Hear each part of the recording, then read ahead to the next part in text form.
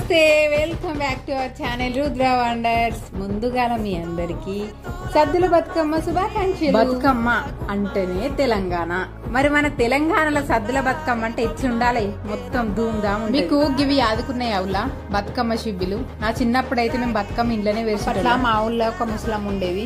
ఆ అమ్మనే ఇవి తయారు చేసి అమావాస్య రేపు అంటే చిన్న బతుకమ్మ రేపు అనగానే ఇవన్నీ ఇంటింటికి పంచేది. ఒకవేళ ఇంటికాడ వాళ్ళు లేరనుకోర్రి దుగుట్లల్లా సూర్లల్లా చెక్కిపోయి అవి పంచినందుకు పైసలు గిట్ల ఏం తీసుకోకపోయేది అమ్మ. కానీ పంటలు పండినాక ఇంటికి కొన్ని పొద్దుగానే లేచి చాయ్ తాగి ఓ పిండి సంచి కొడవలు పట్టుకొని పోయేది పువ్వు. ఎట్లయినా మా బతుకమ్మే అందరికంటే పెద్దగా ఉండాలని ఇష్టంతో చేసేది అదంతా.